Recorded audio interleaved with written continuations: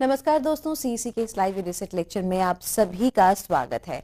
मित्रों, जैसा कि हम कल चर्चा कर चुके हैं अपनी विशेष सीरीज, अपनी विशेष श्रृंखला के अंतर्गत जिसका नाम है लर्न संस्कृत बी मॉडर्न। कल हमने बहुत सारे ऐसे पहलू, बहुत सारे ऐसे शब्द और कह सकते हैं व्याकरण, यानी कि संस्कृत व्याकरण को पढ़ने की कोशिश की, समझने की कोशिश की और उम्मीद करते हैं आप में से बहुत से छात्र छात्राओं ने लिखने की कोशिश भी की होगी, क्योंकि कहते हैं अगर भाषा को सीखना है तो उसको बोलचाल की भाषा में, उसको पढ़ने में और उसको सीखने में अगर हम कार्यरत रहते हैं, यानी कि हम अगर प्रयास करते हैं तो हमारा प्रयास, हमारी कोशिश सफल होती है। मित्रों, आज के इस लेक्चर में भी हम लर्न संस्कृत बी मॉडर्न इस विशेष श्रृंखला के अंतर्गत आज बोलचाल की भाषा में किस प्रकार संस्कृत इसका इस्तेमाल होता है, इसका प्रयोग होता है, इस पर बात करेंगे। साथ ही साथ व्याकरण पर बात होगी और जैसा कि हम हर बार अपने इन लेक्चर्स के माध्यम से आपके लिए कुछ खूबसूरत श्लोक लाते हैं और उन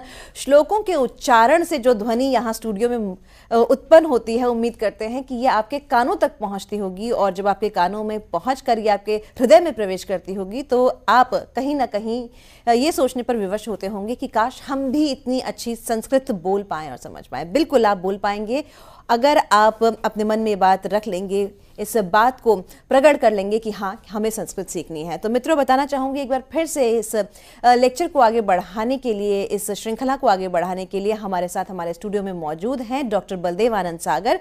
डॉक्टर बलदेव आनंद सागर संस्कृत समाचार प्रसारक हैं।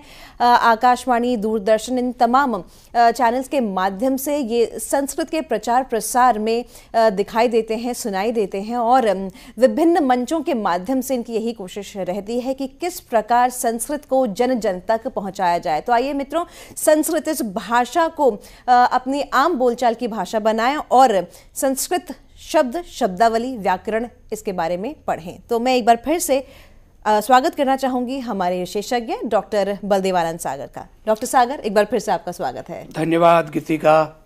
मित्राणि, पुनरहम उपस्थितोस्मि। संस्कृतं पठ आधुनिको भव इति श्रृंखलाम अग्रे सारयितुम। लर्न संस्कृत बी मॉडर्न, इस श्रृंखला में ये दूसरा व्याख्यान है। पहले व्याख्यान में हमने देखा कि प्रातःकाल हम कर दर्शन करते हैं। कराग्रे वसते लक्ष्मी, करमध्ये सरस्वती, करमूले तु गोविंदः, प्रभाते कर दर्शनम।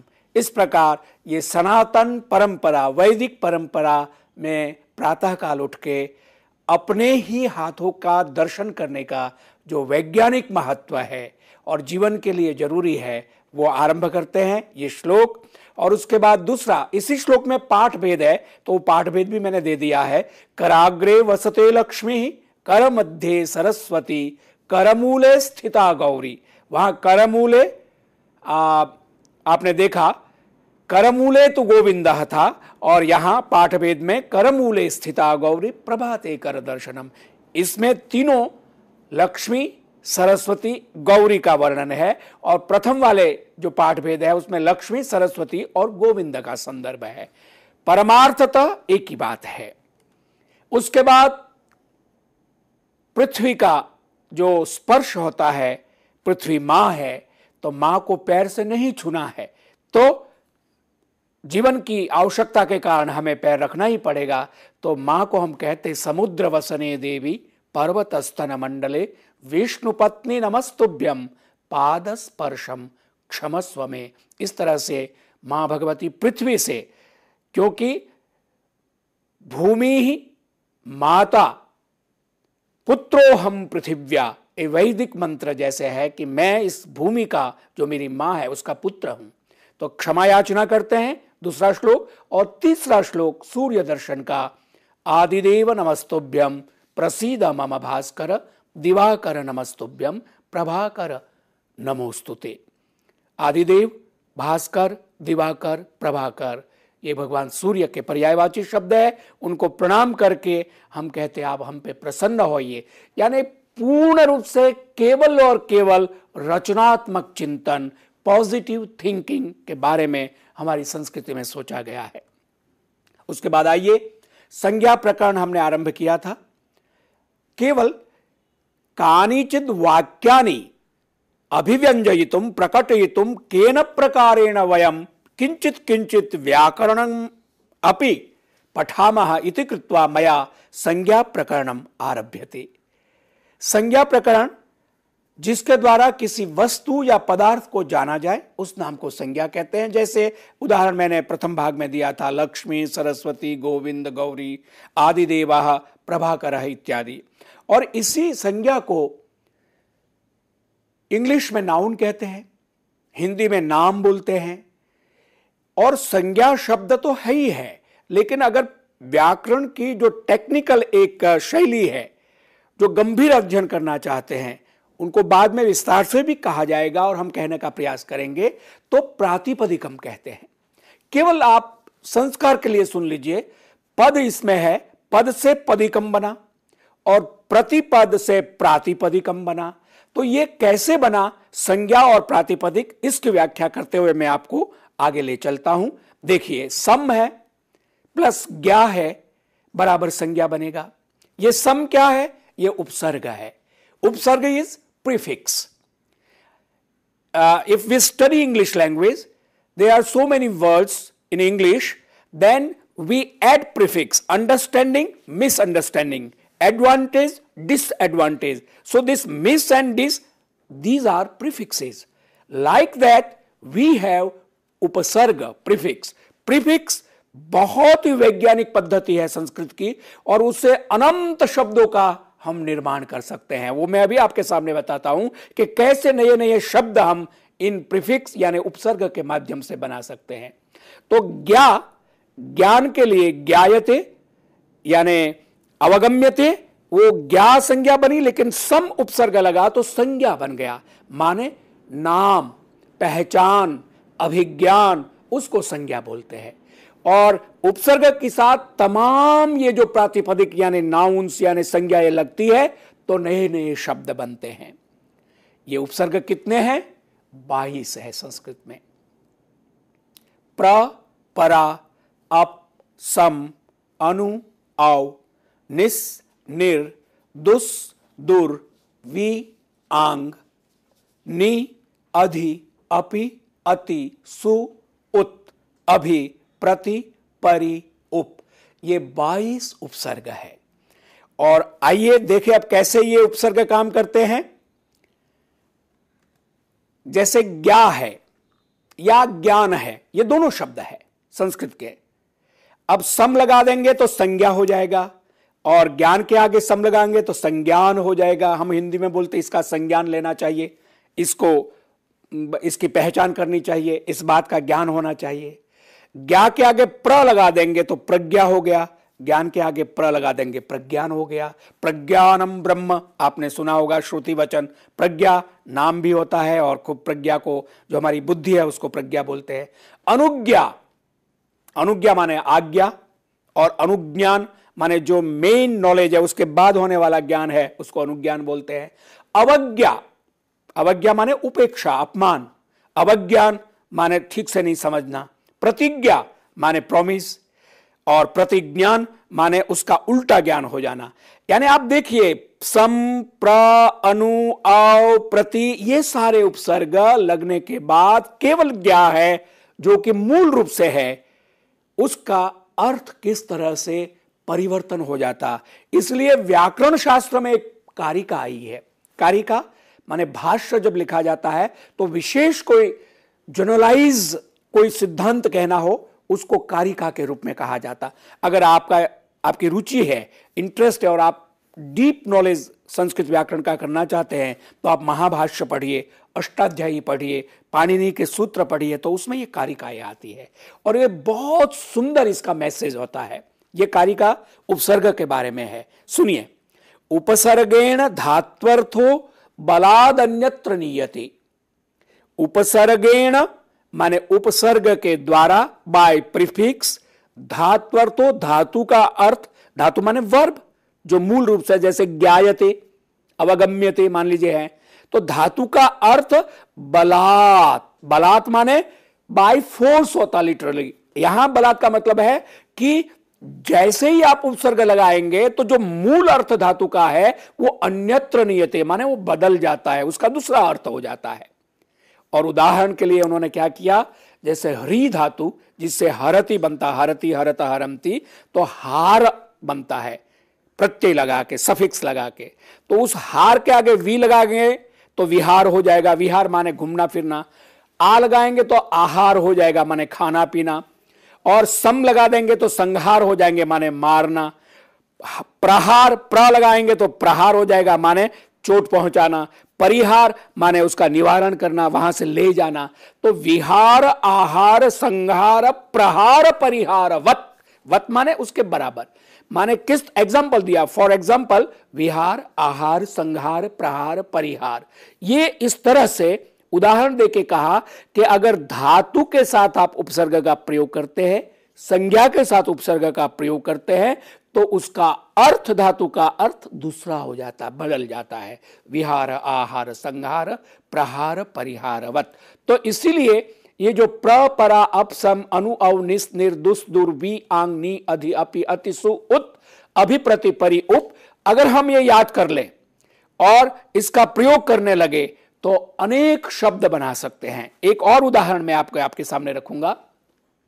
जैसे चर धातु है, चरती माने चलना, चलती या चरती, तो उससे प्रत्यय लगा के चार बनता है। चारह माने गुप्तचर, जो गुप्तचर होता है उसको चरह भी चारह भी बोलते हैं।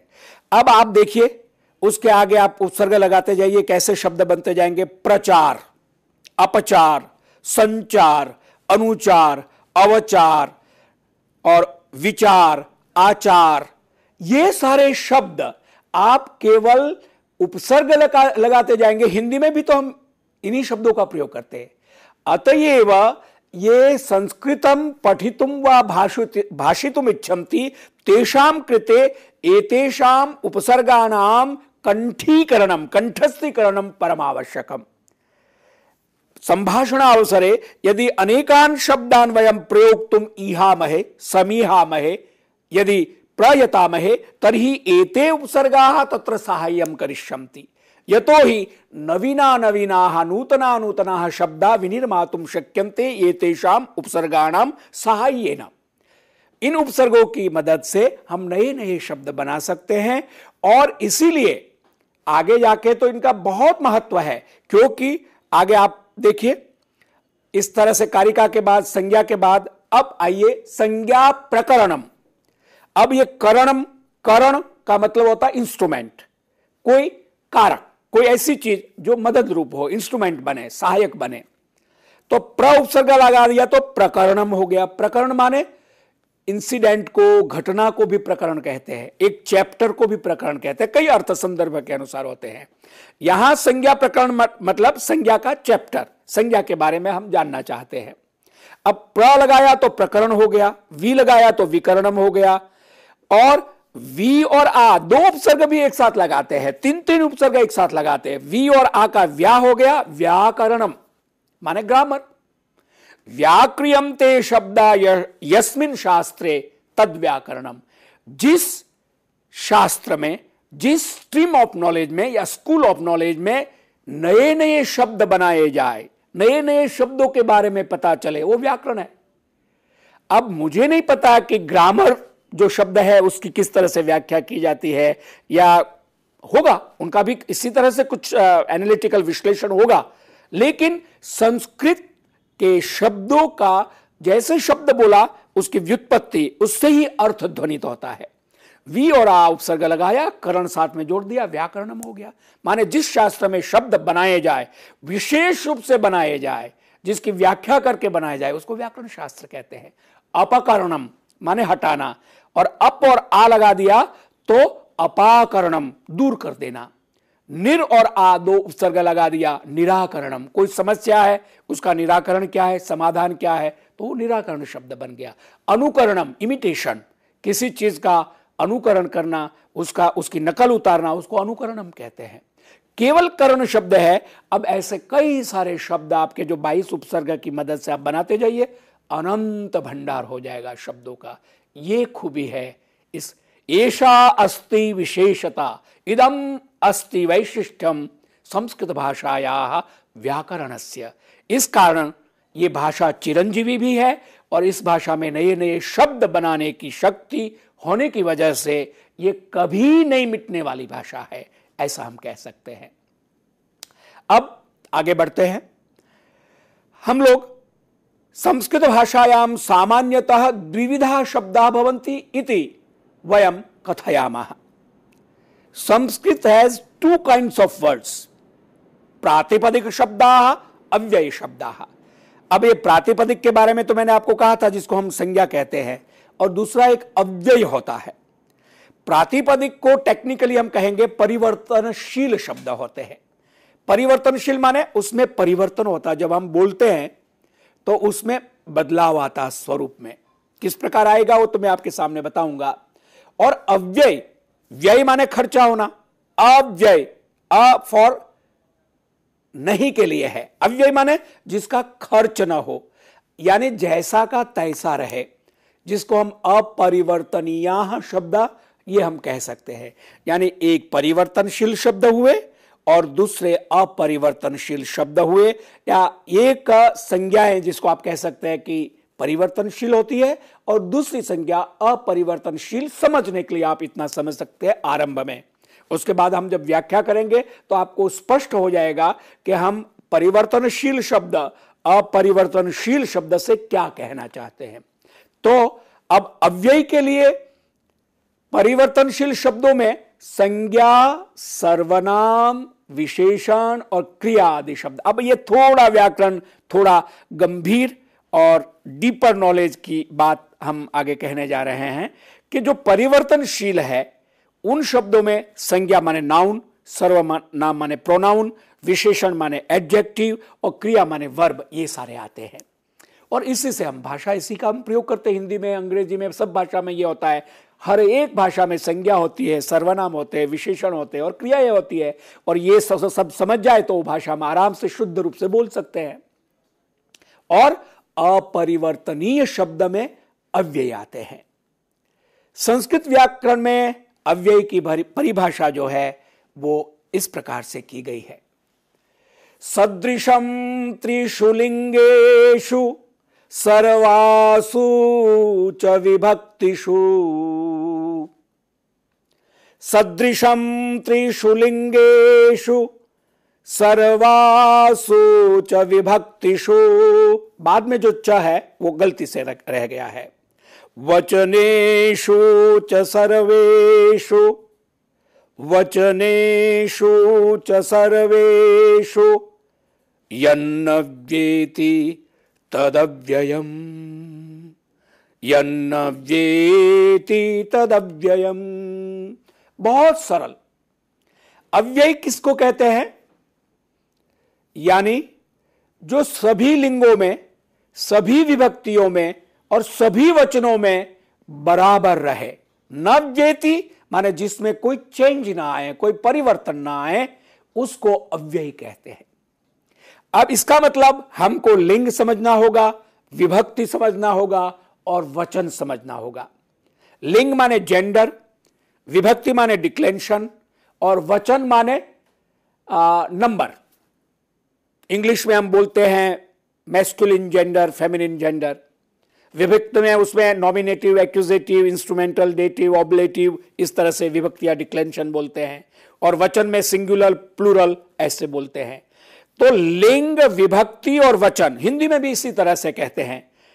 जिसमें कोई परिवर्तन ना आए उसको अव्यय बोलते हैं। यह भी एक संस्कृत महाभाषा की कारिका है जिसमें कहा गया है। उदाहरण के लिए मैं आपके सामने रखूं, यथा माने जैसे कि। यथा भी अपने आप में अव्यय है, इसमें कोई परिवर्तन नहीं होता है। अथ, इति, इन दो शब्दों से आप परिचित होंगे। कोई भी अथ को बहुत ही परब्रह्मवाचक बताया। ओम के बराबर अथ का महत्व है। अ और थ ही है, लेकिन अथ शब्द का उच्चारण बहुत वैज्ञानिक होने से विज्ञान इसके ऊपर काम कर रहा है, इस साउंड पर, अ और थ पर। तो किस तरह से इससे पूरा कॉस्मिक पावर का, पूरी ब्रह्मांड की शक्ति का बोध अथ से होता है। इसलिए कोई भी कार्य शुरू होता तो अथ, अथ शब्दानुशासनम, अथ विष्णु पुराण, इस तरह से अथ स्तोत्रम, कहीं भी अथ शब्द श्री की तरह शुभ माना जाता, मंगलवाची माना जाता है, परमात्मा का वाचक माना जाता है। और इति माने द एंड के लिए इति लगाते, इति वार्ता हम न्यूज में बोलते हैं, माने वार्ता पूरी हुई, समाप्त हुई। यदा, कदा, तदा, एकदा, बहुधा, ये सारे शब्द अव्यय है। यदा माने जब, कदा माने कब, तदा माने तब, एकदा माने एक बार, बहुधा माने बहुत बार, ये सारे अव्यय है। यथा तो मैंने आपको बता दिया, तथा, कथा, यथा माने जैसे, तथा माने वैसे, कथम माने कैसे, ननु, न, नैव, नु, नो, न च, अपितु, अपि च, ये सब अव्यय है, जिसको आप ट्रांजिशन इंग्लिश में बोलते हैं, मेरे ख्याल से ट्रांजिशन को बोलते हैं अव्यय को।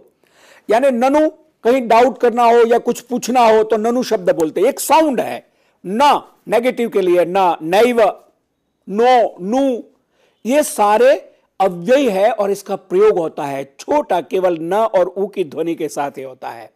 अपितु, अपिच तो हिंदी में भी इसका प्रयोग हम करते हैं। नाम, अथवा, वा, उत, उताहो, एव, ये सारे शब्द अव्यय है। अहो, रे, ऐ, हला, भो, ये संबोधन वाचक है, लेकिन ये अव्यय है। अहो अहो ही रहेगा, ऐ ऐ ही रहेगा, इसमें कोई परिवर्तन नहीं आएगा। ऐसे अव्यय की पूरी सूची दी है जो अपरिवर्तनीय है, जिसमें कोई परिवर्तन न विभक्ति में, न वचन में, न लिंग में, इसमें चेंज होता है। तो ये समझने के लिए, प्रयोग के लिए आपको मैं आरंभ में इनको आपके सामने रखा है। इसके बाद आइए सदृशम त्रिषु लिंगेषु जो कहा कारिका में, सदृशम त्रिषु लिंगेषु सर्वासु च विभक्तिषु वचनेषु च सर्वेषु यन्न व्येति तदव्ययम, ये अव्यय का लक्षण कहा गया है। इसी को हम आगे थोड़ा विस्तार से समझते हैं। लिंगम माने जेंडर। संस्कृत भाषायाम त्रीणि लिंगानि भवन्ति। We have 3 genders in Sanskrit language. English में, in English we have 3 genders, masculine, feminine, neutral. लेकिन कहीं कहीं कुछ भाषाओं में न्यूट्रल नहीं होता, केवल मैस्कुलिन और फेमिनिन 2 ही जेंडर होते हैं। हिंदी में भी हम पुल्लिंग, नपुंसक और स्त्रीलिंग का प्रयोग करते हैं ज्यादातर, लेकिन संस्कृत भाषा में विशेष रूप से इसको नोटिफाई किया हुआ है। पुल्लिंगम यानी मैस्कुलिन, स्त्रीलिंगम यानी फेमिनिन और नपुंसक लिंगम माने न्यूट्रल। अब देखिए, नपुंसक शब्द से ही आपको पता चल जाएगा कि ये न्यूट्रल है, यानी न पुम, पुम माने पुमान माने पुरुष, और स्त्री, न पुमान न स्त्री इति नपुंसकम। शब्द से ही पता चल जाएगा कि जिसमें पुमान यानी मैस्कुलिन जेंडर ना हो, न स्त्री माने फेमिनिन जेंडर ना हो, स शब्द नपुंसकः, वो नपुंसक है यानी न्यूट्रल है। तो शब्द से ही हमको ये ज्ञान हो गया कि न्यूट्रल जेंडर है। उसी तरह से शायद न्यूट्रल शब्द की भी व्याख्या होती होगी, जो कि मैं नहीं जानता हूं, लेकिन इन शब्दों की विश्लेषण और व्याख्या से ही हमको पता चलता है कि इसका अर्थ क्या है। तो ये 3 जेंडर हमने समझने के लिए रखा है। क्यों कि इन शब्दों का जब हम प्रयोग करेंगे भाषा में तो कैसे रूप चलता है, जो वचन के हिसाब से एक वचन, द्विवचन, बहुवचन, और विभक्तियां जैसे हैं 7 विभक्तियां हैं, प्रथमा, द्वितीया, तृतीया, चतुर्थी, पंचमी, षष्ठी और सप्तमी, और संबोधन। ये एक तरह से जो कारक जिसको हम कहते हैं, जिसके आधार पर शुद्ध वाक्य और शुद्ध गद्य पद्य की रचना की जा सकती है, तो वो बाद में आएगा। लेकिन इस तरह से हमने जेंडर की माने लिंग की बात की। कुछ एक संज्ञा शब्द नियमित रूप से पुल्लिंग में प्रयोग होते हैं। अब क्या है कि उभयपदी भी होते हैं। उभयपदी माने दोनों में, यानी कि एक शब्द है वो स्त्रीलिंग में भी उसका प्रयोग होगा, पुल्लिंग में भी होगा, या कुछ क्रियाएं ऐसी है जो हमारे यहां उभयपदी यानी आत्मनेपद और परस्मै पद, ये मैं इसकी व्याख्या बाद में करूंगा, क्रियाएं होती है। जैसे पहला श्लोक था कराग्रे वसते लक्ष्मी, तो जो वसते है वो धातु का रूप आत्मनेपदी है, लेकिन धातु परस्मैपदी वसती होना चाहिए। ये थोड़ा और व्याकरण आप पढ़ेंगे समझ में आएगा, लेकिन यहां इसका आर्ष प्रयोग है, तो कहीं कहीं उभयपदी उसको मान लिया जाता है प्रयोग के कारण। तो कुछ एक संज्ञा शब्द जो नियमित रूप से पुल्लिंग है, वो जैसे गोविंदः, कृष्णः, रामः, शिवः, रमेशः, बालकः, बलदेवः, अशोकः, ये सारे पुल्लिंग माने पुरुषवाचक शब्द है और नियमित ऐसे ही रहेंगे और उनका रूप कैसे चलेगा वो बाद में हम देखते हैं। और कुछ संज्ञा शब्द स्त्रीलिंगवाचक होते हैं, जैसे लक्ष्मी, सरस्वती, गौरी, लता, रमा, नदी इत्यादि। लक्ष्मी शब्द में हमेशा नित्य विसर्ग रहता है प्रथमा एक वचन में, ये आप बाद में समझेंगे क्यों ऐसा है, एक व्याकरण का नियम है इसके। कुछ अपवाद, नियम और कुछ अपवाद है, उसमें से लक्ष्मी में जो विसर्ग होता है, सरस्वती में आगे विसर्ग नहीं है लेकिन लक्ष्मी में है। नदी आप लिखेंगे तो नदी में दी में बड़ी ई के बाद विसर्ग नहीं होगा, क्योंकि जो स्त्रीलिंगवाची शब्द प्रथमा विभक्ति एक वचन के होते हैं उसके विसर्ग का लोप हो जाता है। लेकिन लक्ष्मी ही एक शब्द ऐसा है, और कुछ ऐसे नोटिफाइड शब्द होंगे, लिस्ट बनी हुई है जिसके विसर्ग का लोप, जैसे श्री ही लक्ष्मीवाचक श्री है तो श्री के आगे जो है वो विसर्ग हमेशा रहता है, उसका लोप नहीं होता है। तो कुछ शब्द है जिसका लोप नहीं होता है, उसको आगे हम विशेष रूप से जब जानेंगे तो इसको बताएंगे और समझेंगे। अब आगे नपुंसक लिंग की हम बात करते हैं। कुछ संज्ञा शब्द नित्य नपुंसक लिंग होते हैं, जैसे जलम, कमलम, दलम, पुस्तकम, गगनम। और नपुंसक लिंग में जो प्रथमा एक वचन माने एक नॉर्मल स्वरूप है उसमें म लास्ट में आता है। जैसे पुल्लिंग वाले शब्दों में, जैसे मैंने आपके सामने कहा गोविंदः, कृष्णः, रामः, शिव, तो विसर्ग आता है।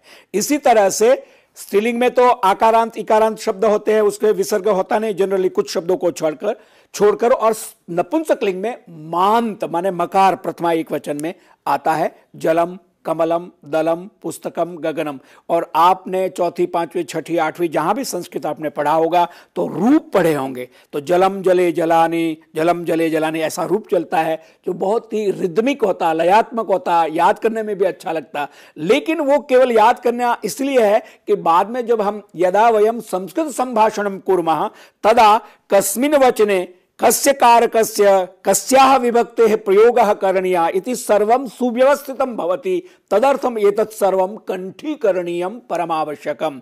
We must learn by heart these different declensions and this all forms of the nouns so we can speak very nice and very pure and correct Sanskrit।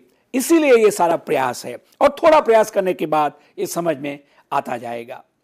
अब मैं आपके सामने एक थोड़ा सा इसका जो विस्तार का रूप है वो रख रहा हूं कि हिंदी, अंग्रेजी और संस्कृत के संज्ञा शब्दों में थोड़ी सी भिन्नता है, ज्यादा नहीं है।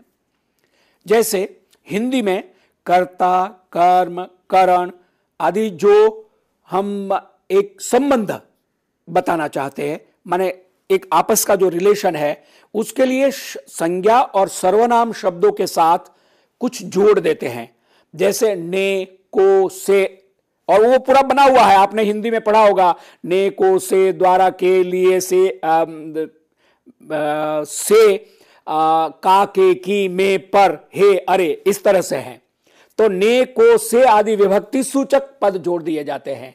राम ने पुस्तक पढ़ी तो राम के आगे ने लग गया। राम को दूध अच्छा लगता है तो ये को लगा दिया। राम से बाली की मृत्यु हुई तो ये से लगा दिया। राम के लिए मिठाई ले आओ तो ये के लिए चौथी विभक्ति लगा दी। राम से सीता अलग हुई तो ये अपादान माने अलग हो गया। राम का छोटा भाई लक्ष्मण तो ये का लगा गया, का, के, की, इस तरह से है। राम में श्रद्धा है तो ये में सप्तमी विभक्ति। हे राम मुझे मेरी रक्षा कीजिए तो ये संबोधन। मैं यहां पर आप सबके सामने एक श्लोक रखना चाहता हूं जिसमें राम शब्द में 7 विभक्तियों का प्रयोग है। मुझे अभी भी याद आया है। ये श्लोक प्रायः संस्कृत साहित्य के विद्यार्थी छात्र याद करके गाते भी हैं और इसका आनंद लेते हैं। सुनिए। रामो राजमणि सदा विजयते, रामं रमेशं भजे, रामेणाभिहता निशाचर चमुः रामाय तस्मै नमः।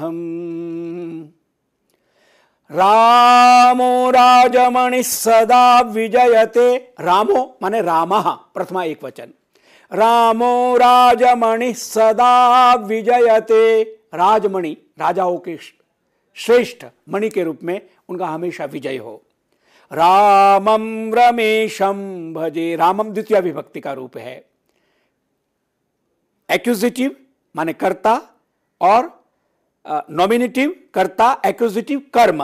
रामम रमेशम भजे। रामेणाभिहता निशाचर चमु। रामेण निशाचर चमु हता। निशाचर चमु माने राक्षसों की सेना को मार दिया। तो रामेण तृतीया एक्यूजिटिव हो गया, इंस्ट्रूमेंटल हो गया। रामेण रामेण हता निशाचर चमु रामाय तस्मै नमः। उस राम को मैं प्रणाम करता हूं। रामाय चतुर्थी विभक्ति डेटिव।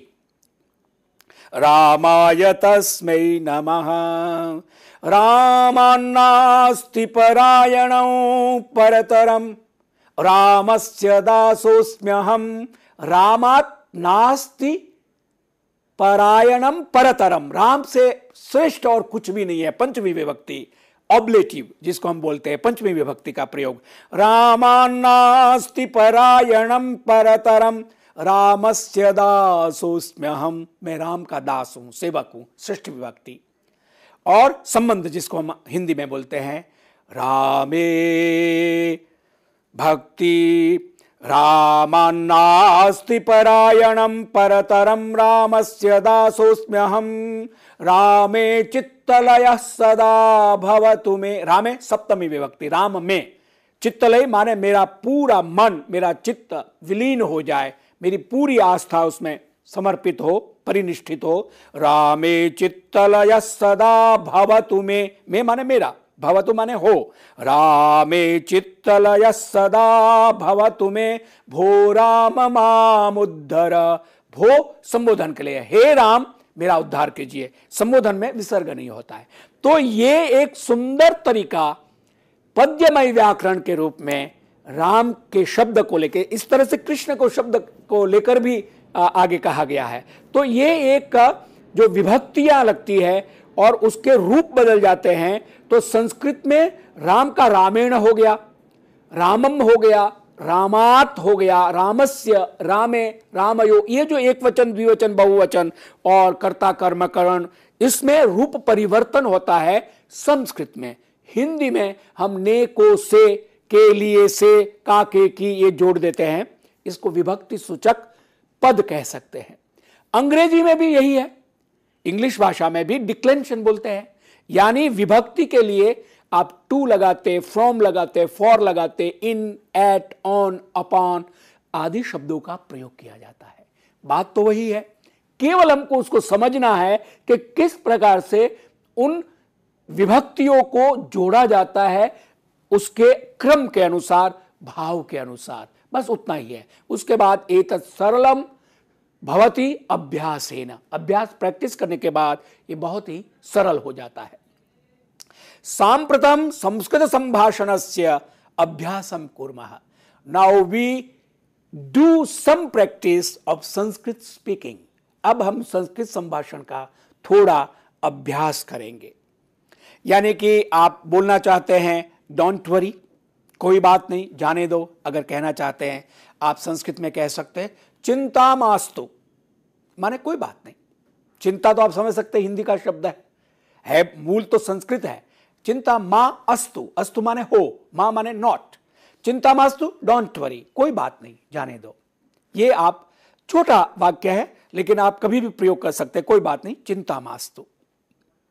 कोई अच्छी चीज है तो आप बोलते हैं वेरी गुड, बहुत अच्छा या अच्छा। तो संस्कृत में है उत्तमम, शोभनम। वेरी गुड के लिए आप उत्तमम कह सकते हैं, शोभनम कह सकते हैं।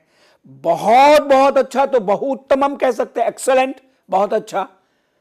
और उत्तमोत्तमम भी कह सकते हैं। 2 बार उत्तम का प्रयोग कर देंगे तो बहुत अच्छा हो जाएगा। उत्तमोत्तमम, सर्वोत्तमम, ये संस्कृत का विशिष्ट। इसकी जो शब्दों को जोड़ के जब हम कहते हैं, दूसरी भाषा में भी very good, excellent, awesome, marvellous, जैसे अंग्रेजी में बोलते हैं, हिंदी में भी हम बहुत अच्छा, क्या बात है, बहुत खूब, ऐसे अभिव्यक्ति जो कहते हैं, संस्कृत में उत्तमम, बहु उत्तमम की अभिव्यक्ति हम कर सकते हैं। अब आइए दो और सेंटेंस सीखते हैं। हम जनरली परिचय होता है तो आपका नाम क्या है ऐसे पूछते हैं। इंग्लिश में हम कहते हैं what is your name please, या दूसरी तरीके से भी हम कहते हैं। लेकिन संस्कृत में क्या है, अगर किसी पुरुष से आप कहेंगे तो हम बोलेंगे भवतः नाम किम। आगे पु का मतलब पुल्लिंग, मैस्कुलिन जेंडर में हम कहेंगे। भवतः माने आपका नाम क्या है, व्हाट इज योर नेम। लेकिन किसी महिला से अगर हम पूछेंगे, स्त्रीलिंग में अगर संस्कृत में कहेंगे तो संस्कृत में हम बोलेंगे भवत्याः नाम किम, आपका नाम क्या है। अब ये भवतः और भवत्याः में क्या अंतर आया, वो केवल हमें समझना है कि भवतः मैस्कुलिन जेंडर का षष्ठी एक वचन का शब्द है, और भवत्याः भवती जो शब्द है जो स्त्रीवाचक है, आदर के साथ भवती माने आप कहा जाता स्त्री को, उसका षष्ठी एक वचन का रूप भवत्याः है। तो संस्कृत में किसी महिला को जब हम पूछेंगे तो कहेंगे भवत्याः नाम किम, what is your name madam. और पुरुष को पूछेंगे तो sir what is your name, इस तरह से हम कहेंगे। तो ये केवल मैंने 5 वाक्य आज के इस लर्न संस्कृत बी मॉडर्न भाग 2 में केवल 5 वाक्य मैंने संभाषण के लिए, only 5 sentences I have practice my self and I make you practice, कि आप बोले जो संस्कृत बोलना चाहते हैं। फिर धीरे धीरे हम इसको आगे बढ़ाते जाएंगे और थोड़े थोड़े श्लोकों के माध्यम से, व्याकरण के माध्यम से, अनया पद्धत्या सारल्येन वयम कथम संस्कृत संभाषणम कर्तुम पारयामः तदेव अस्माकं लक्ष्यं वर्तते।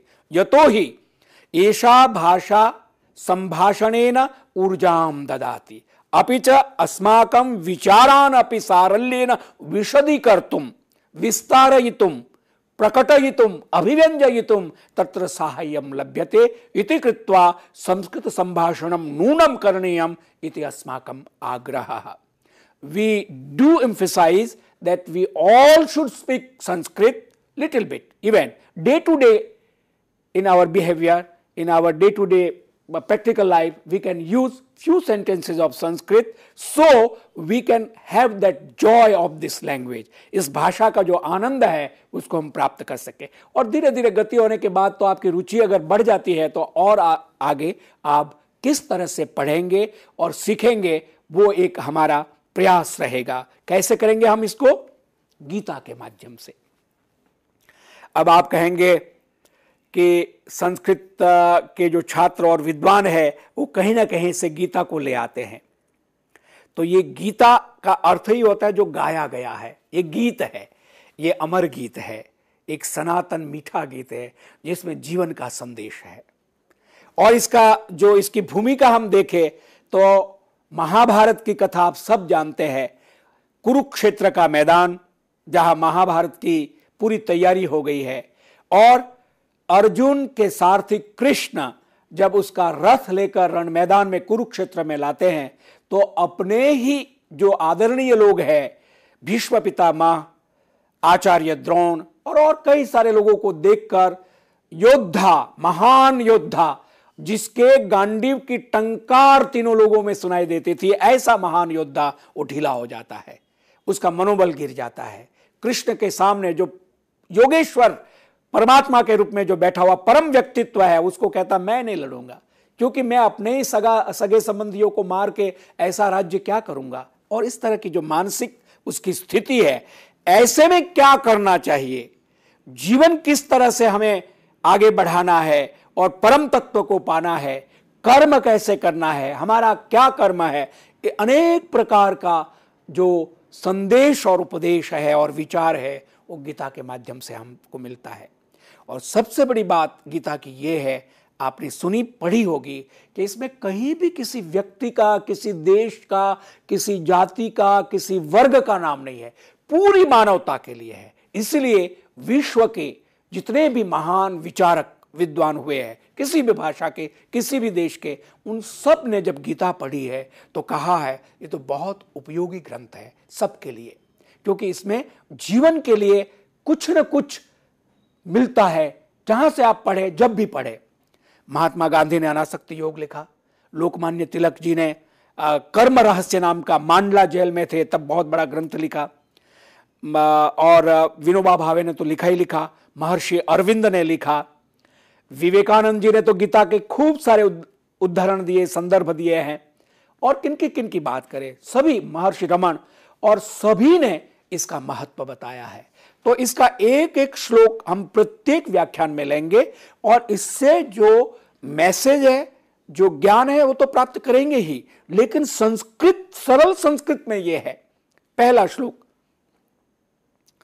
धृतराष्ट्र उवाच धर्म क्षेत्रे कुरुक्षेत्रे समवेतायुयुत्सवः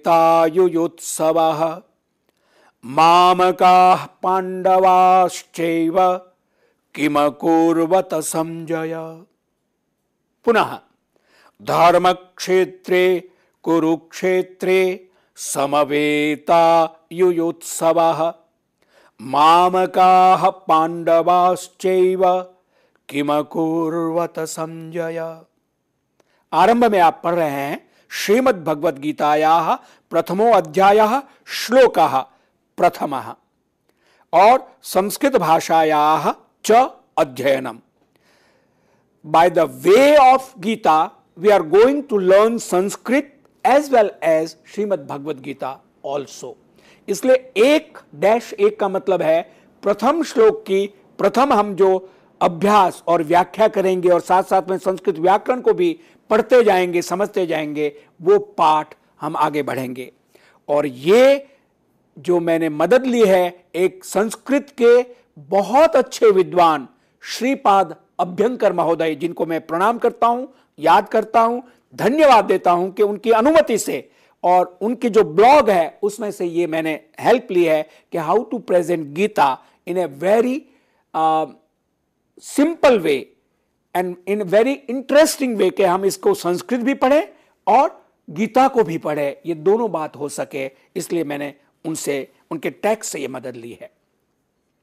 धृतराष्ट्र उवाच, धृतराष्ट्र आप जानते हैं एक बहुत बड़ा महत्व का कैरेक्टर महाभारत का, जिनके 100 बेटे थे, जिसमें दुर्योधन सबसे प्रमुख है, और वे प्रज्ञाचक्षु थे, माने जन्मांध थे, जन्म से ही ब्लाइंड थे धृतराष्ट्र। तो जब कुरुक्षेत्र में युद्ध हो रहा है तो वो देख तो सकते नहीं, तो उनका जो सारथी संजय है, जो उनका एक तरह से सचिव भी, उसका पर्सनल असिस्टेंट भी है संजय, उसको पूछते हैं कि वहां क्या हो रहा, मुझे बताओ, मुझे बहुत जिज्ञासा हो रही है कि मेरे बच्चे दुर्योधन आदि और मेरे भाई पांडु के बेटे पांडव आदि आपस में जब लड़ाई कर रहे हैं तो क्या वहां का हाल क्या है। तो संजय उनको आंखों देखा हाल बताते हैं, क्योंकि कथा है कि संजय को व्यास जी ने दिव्य दृष्टि दी थी, जिससे कि वो यहां हस्तिनापुर में, इंद्रप्रस्थ में बैठ के कुरुक्षेत्र, आज हरियाणा में जैसे कुरुक्षेत्र और दिल्ली का जो भी दूरी है, इस दूरी को वो बिना किसी साधन के अपनी दिव्य दृष्टि से देख के धृतराष्ट्र को बता सके कि कुरुक्षेत्र के मैदान में अभी क्या हो रहा है। तो वहां जो हालचाल है उसको बताने के लिए धृतराष्ट्र संजय को पूछते हैं, क्योंकि धृतराष्ट्र जन्मांध है, देख सकते नहीं है और लड़ाई वहां जा नहीं सकते हैं। इसीलिए मैं यहां संदर्भ देना चाहूंगा उरुभंगम नाटक, जो हमने Sanskrit theatre and Sanskrit drama करके एक सीरीज श्रृंखला शुरू की थी, जिसमें भास का नाटक उरुभंगम, जिसका नायक दुर्योधन है, जिसकी जांघ को भीम तोड़ देता, उरुभंगम उसका उरु को तोड़ता है, तो भास ने परिकल्पना करके एक नाटक लिखा उरुभंगम, जिसका नायक दुर्योधन है। तो धृतराष्ट्र चूंकि तब फिर रण क्षेत्र में जब दुर्योधन मृत प्राय है तो धृतराष्ट्र का वहां रंगमंच पर प्रवेश होता है, उनकी जो पत्नी है उसके साथ, गांधारी के साथ, गंधार देश की गांधारी, जिसका भाई शकुनी, ये सारे पात्र हमारा इतिहास है जो जगजाहिर है। तो उस धृतराष्ट्र को ये इच्छा है कि मेरे बेटे और मेरे भाई के बेटे में जो राज्य को लेकर संघर्ष चल रहा और युद्ध अनिवार्य हो गया है और होने ही जा रहा है, तो उसका हाल क्या है? तो पूछते हैं, और वो श्लोक है धर्म क्षेत्रे कुरुक्षेत्रे समवेता युयुत्सवः मामकाः, मामका माने मेरे, पांडवाः माने पांडु के, मेरे भाई के, पांडु के बेटे, पांडवाः चैव च एव। अब ये संधि आ गई, संधि का प्रकरण अलग चलेगा बाद में, कि रमेश है तो रमाधन ईश है, हिमालय है तो हिम जमा आलय है, ये सब हम बाद में करेंगे। और इसके साथ गीता पढ़ते हुए भी ये सब संधियां आएगी जो मैं आपको बताता जाऊंगा। तो धर्म क्षेत्र, क्षेत्र माने मैदान, क्षेत्र माने फील्ड, जहां ये हो रहा है। कुरुक्षेत्र हम सब जानते हैं।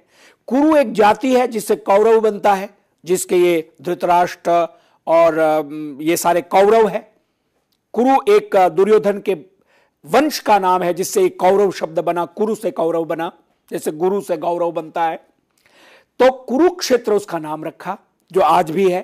वो कैसा है? धर्म क्षेत्र है, माने कोई भी अन्याय या अधर्म नहीं होगा। धर्म रूपी क्षेत्र जो कुरुक्षेत्र है, उसमें समवेता।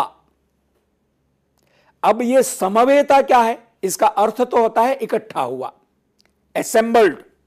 लेकिन आइए, अभी अभी हमने उपसर्ग पढ़ा, प्र परा अपसम अनु अव निस निर्दुस दूर, तो यहां सम और अव, समव और ई धातु है जो गति अर्थक है, माने एति माने जाता है, उसी से प्रत्यय लगा के एता बनेगा। बहुवचन में यहां विसर्ग है, वो कहां गया वो मैं बाद में बताऊंगा। समवेता माने असेंबल्ड, इकट्ठे हुए, युयुत्सवः। अब ये युयुत्सवः क्या है? युद्ध की इच्छा रखने वाले। युत्सु शब्द है, समय ऊ है, उसका बहुवचन युयुत्सवः बनेगा। युयुत्सवः युद्ध की इच्छा रखने वाले, इकट्ठे हुए, मामकाः माने मेरे, पांडवाः माने पांडु के जो पुत्र है, संतति है, वो किम कुर्वत, संजय, हे संजय, उन्होंने क्या किया ये तुम मुझे बताओ। अकुर्वत, किम अकुर्वत, यहां फिर संधि हो गई है, म में म अ के साथ जुड़ गया है, अकुर्वत। अब यहां मैं आगे आपको जब धातु बताऊंगा तो धातु के रूप आएंगे। करोति, कुरुतः, कुर्वन्ति, लट लकार में, प्रेजेंट टेंस में।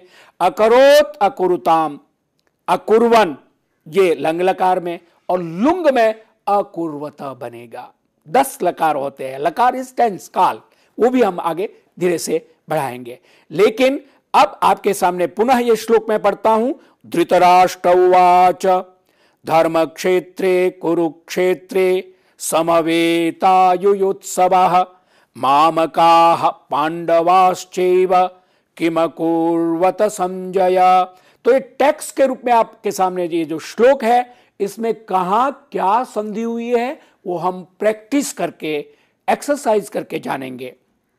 तो ये श्लोक और उसके बाद exercise number 1, rewrite this by breaking conjugations and showing component words contained in compound words। अब एक्सरसाइज नंबर 1 है, ध्यान में रखना, जिसको नीचे स्वाध्याय 1 किया है।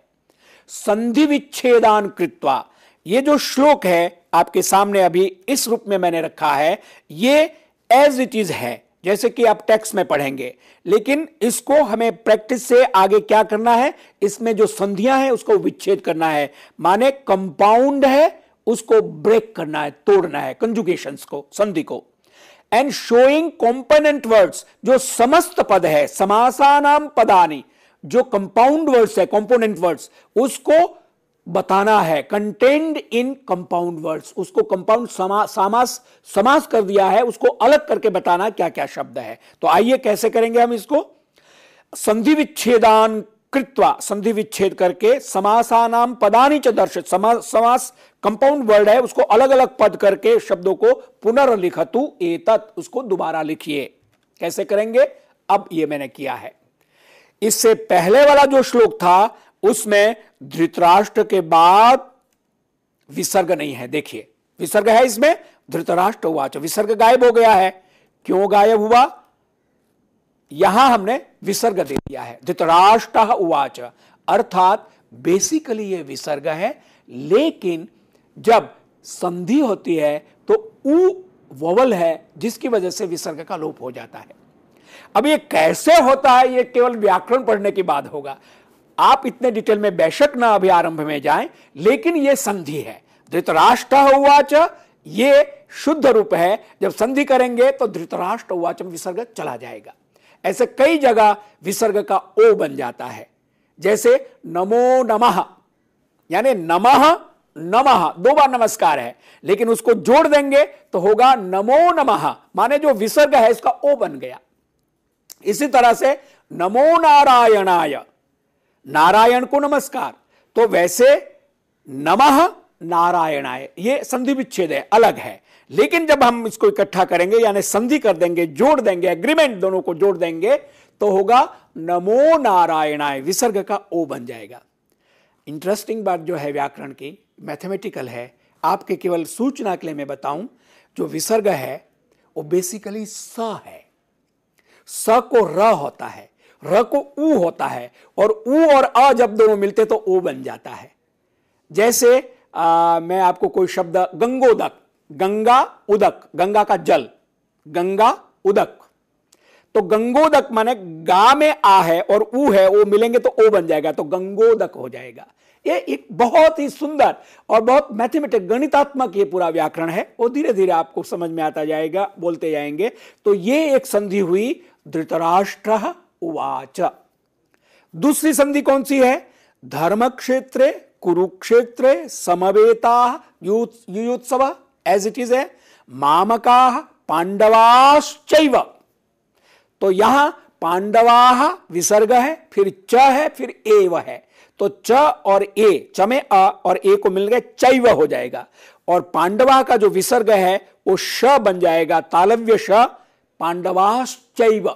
आइए देखिए एक बार और देख लीजिए आप, मामकाः पांडवाश्चैव, च एव और जो श है तालव्य वो विसर्ग है, ये एक संधि हो गई। मामकाः पांडवाः च एव किम अकुर्वत संजय, तो किम में जो म है वो हलंत है, तो इसीलिए इसमें देखिए किम अकुर्वत संजय, हे संजय उन्होंने क्या किया। लेकिन जब हम संधि विच्छेद करेंगे तो हम लिखेंगे किम अकुर्वत संजय, संबोधन में है। तो ये संधि विच्छेद पहली एक्सरसाइज में हमने किया। अब सेकंड एक्सरसाइज करते हैं, exercise number 2, identify verbs and participles यानी verbal derivatives and paraphrase the related clause. ये पहला है, यानी कानि अत्र क्रियापदानि धातु साधितानि च के तेषाम वाक्यांशानाम अन्वयाः, यानी इसमें क्रियापद क्या क्या है, वर्ब कौन सी है जो धातु से बनी हुई है, और उनके वाक्यांशों का अन्वय क्या है, उसको किस तरह से उसको बनाया गया है, वो एक सेकेंड एक्सरसाइज का ए हिस्सा। और सेकेंड एक्सरसाइज में जो नंबर 2 का बी है, analyse the causes clauses identifying the main parts of speech, for example subject, object, complement, conjugations और कंजंक्शंस एटसेट्रा। अर्थात कानि अत्र कर्तृपदानि कर्मपदानि पूरकानि, इस श्लोक में कर्तृपद ऑब्जेक्ट क्या है, कर्मपद कर्तृपद सब्जेक्ट क्या है, कर्मपद ऑब्जेक्ट क्या है, और कॉम्प्लीमेंट माने पूरक शब्द कौन कौन से है वो हमको बताइए। अब आइए ये देखिए 2-1 का मतलब ये दूसरी एक्सरसाइज का पहला क्रियापद उवाच। उवाच आपने देखिए देखा, ये यहां धृतराष्ट्र उवाच, और जब हमने संधि को अलग किया तो हमने लिखा धृतराष्ट्र उवाच। अब ये उवाच क्या है, वच धातु का परोक्ष में उवाच बनता है, यानी धृतराष्ट्र ने कहा, से सेड, और टेल टोल्ड, उवाच माने कहा, पास्ट टेंस का।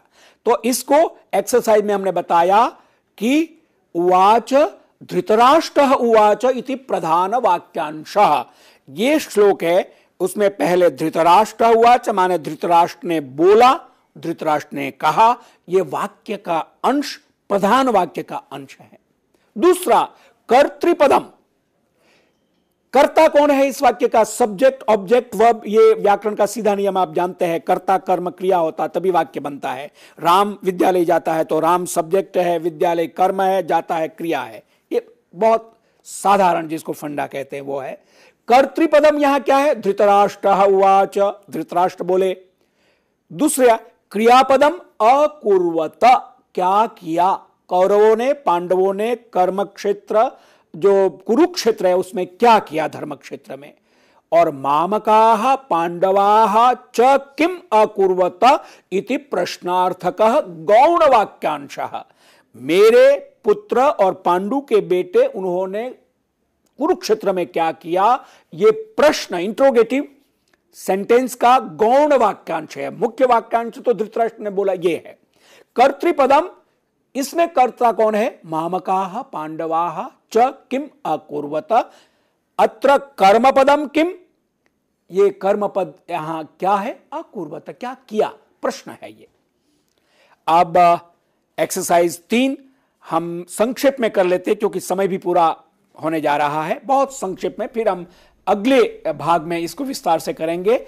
Exercise number 3, decipher the compounds and detail etymology and declensions of all words. माने समासानाम विग्रहान शब्दानाम व्युत्पत्ति ही विश्लेषणानि च ददतु। एक्सरसाइज करने के लिए है कि जो समास है वो समास शब्द यानी जो कंपाउंड है उसको कैसे उसको अलग करेंगे और एनालाइज इसको कैसे करेंगे, उसका विश्लेषण कैसे करेंगे। इस तरह से धृतम राष्ट्रम ये ना, ये विस्तार से हम समझेंगे अपने इस लर्न संस्कृत बी मॉडर्न नामक इस श्रृंखला के अगले भाग में। धन्यवाद जी। इसी के साथ हम धन्यवाद देना चाहेंगे डॉक्टर बलदेवानंद सागर का, जिस तरीके से उन्होंने इस सीरीज़ के अंतर्गत आज के इस लेक्चर का समापन किया है। यूं कह लूँ कि जिस प्रकार से आपने व्याकरण, शब्दावली और सेंटेंसेस इसकी प्रैक्टिस करने में हमें कार्यरत किया है। और उम्मीद करते हैं कि जितने भी स्टूडेंट्स ने, जितने भी छात्र छात्राओं ने इस लेक्चर को देखा होगा, ये स्वयं भी प्रयास करेंगे और स्वयं भी लिखेंगे। और मित्रों, अगर आप लिखने के उपरांत बाद कुछ दिक्कत महसूस करते हैं तो आप हमें मेल कर सकते हैं। स्वयं हम आपके लिखे हुए सेंटेंसेस को यहाँ पर डॉक्टर बलदेवानंद सागर द्वारा चेक करवाने की, उनमें त्रुटियां बिल्कुल नहीं लेकिन उनको ठीक करने की कोशिश करेंगे। तो आप हमें मेल कर सकते हैं info.cc@nic.in। आपकी प्रतिक्रिया, आपके सुझावों का सदैव आमंत्रण है, निमंत्रण है। तो आपसे जल्द मुलाकात होगी। तब तक के लिए नमस्कार। नमस्कार।